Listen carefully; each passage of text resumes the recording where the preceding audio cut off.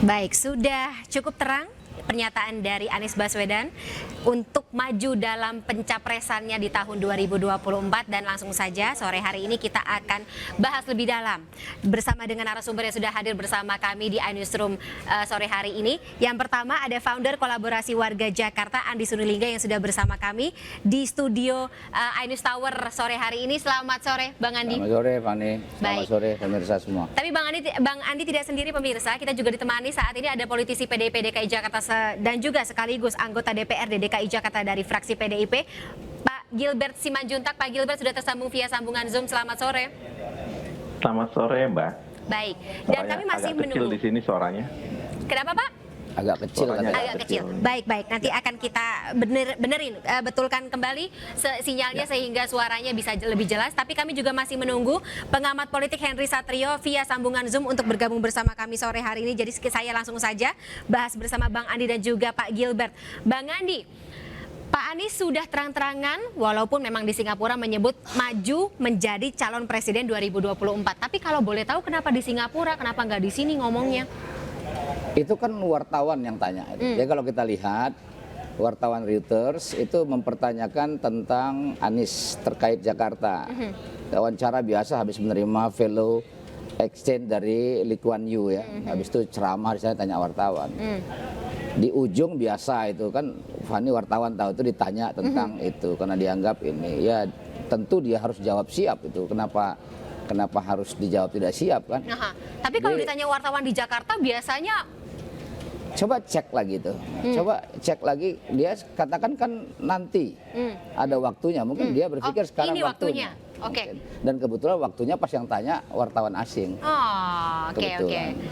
Tapi memang terang-terangan menyebut sebagai atau katakanlah siap maju ya dalam pencapresan 2024. Jika dinominasikan oleh partai-partai politik. Oke. Itu kan ada komanya itu. Aha. Jika dinominasikan oleh partai-partai politik, dia siap itu. Karena yang punya tiket kan partai. Aha. Tapi nggak pernah ada omongan gitu, Bang?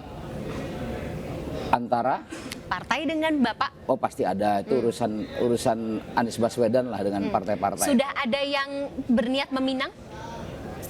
Kan kita sama-sama tahu, lihat semua bagaimana konstelasinya. Namanya disebut-sebut di Partai Nasdem misalnya.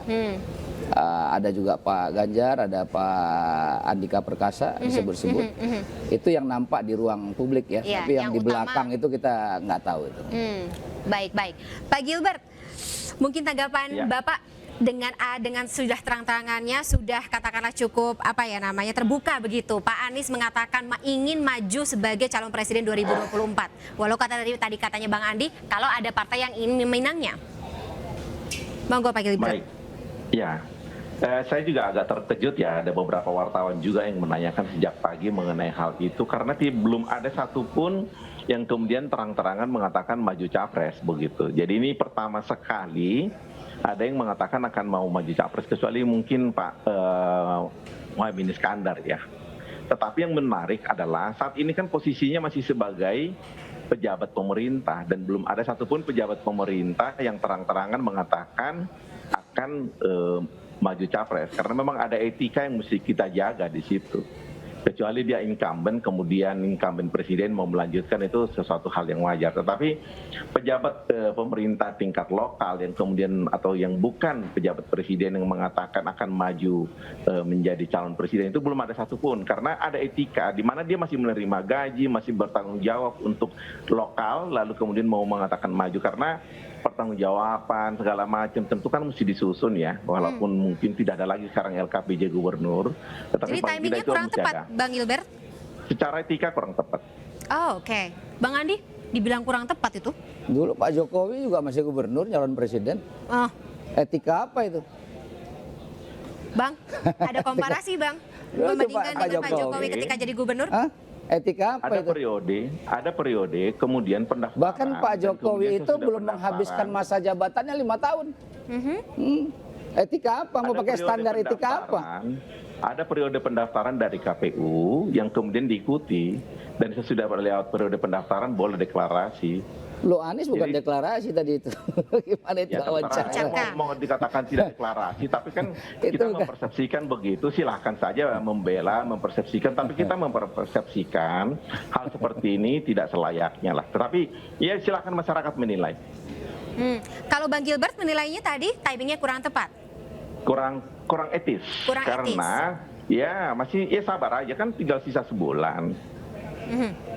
Baik. Tapi kalau misalnya ketika Pak Anies atau insinuasinya Pak Anies ini siap maju menjadi Capres 2024, orang-orang jadi bertanya-tanya apakah memang sudah ada kendaraan politik yang akan merapat atau seperti apa. Kalau dari kacamata partai sendiri, PDIP menganggapnya seperti apa? Apakah ini tantangan? Kita tidak pernah menganggap seorang lain itu sebagai tantangan karena ini kan sesuatu yang normatif ya. Ada orang mencalonkan diri, kemudian ada partai yang mengusung begitu. Tetapi kalau dari kita sendiri, PD Perjuangan itu mempunyai karakter bahwa kita akan membawa orang yang sudah berkeringat dan punya dedikasi, punya kinerja yang kemudian jelas ada di dalam partai, bukan orang di luar partai. Itu sebabnya kita tidak pernah akan mencalonkan orang di luar partai karena kita harus meyakini betul nasionalisme seseorang, dedikasi seseorang, karakter segala macam itu jelas mesti ada di dalam catatan kita sehingga tidak akan mencalonkan di luar partai karena kita merasa aneh kalau ada partai yang kemudian mencalonkan yang bukan kadernya karena itu buat saya itu partai gagal kalau mereka tidak mencalonkan kadernya sendiri karena mereka menerima uang untuk pembinaan kader hasil dari kemenangan berapa suara itu artinya mereka tidak berhasil mendidik kadernya untuk menjadi calon begitu. Tadi kalau misalnya dibilang, aku ingin menggarisbawahi tadi Bang Gilbert ngomong kalau misalnya bicara mengenai kinerja. Kalau Pak Anies memang kinerjanya seperti apa? Pak Gilbert ketika menjabat sebagai gubernur atau ya ini kan masa jabatannya sendiri belum selesai. Kalau dari kacamata DPRD, apakah memang harus atau bisa sepercaya diri itu untuk menyatakan maju sebagai capres?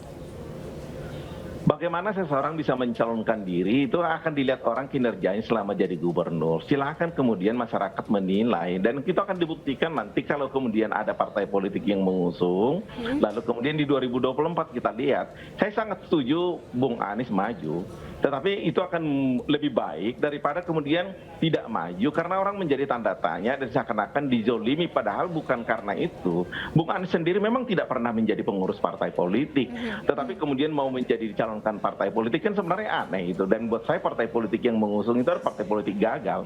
Tetapi kan kemudian kalau dikatakan kinerja, kalau kita mau mengevaluasi itu sangat banyak catatan kita. Tetapi kemudian kita mau melihat bagaimana kansnya, peluangnya di 2024 ya kita masih harus menunggu karena tahap pertama saja belum dilewati begitu. Ini baru narasi sepihak dari yang bersangkutan begitu. Oke, Bang Andi tadi ketawa-ketawa Bang Gilbert ya. Mungkin ada yang ingin disampaikan. Iya, kita tentu yang menentukan itu publik ya masyarakat ya kita menyampaikan. Saya lebih prefer kita itu konsisten kalau jangan pakai standar ganda. Ketika orang yang kita dukung kita bilang etis, ketika orang yang tidak kita dukung kita bilang tidak etis. Contohnya tadi itu misalnya orang belum berakhir masa jabatannya kemudian dia wawancara, kemudian dia sampaikan dia siap, dibilang tidak etis. Pak Jokowi itu belum berakhir, kalau mau segi etika dulu itu 5 tahun itu.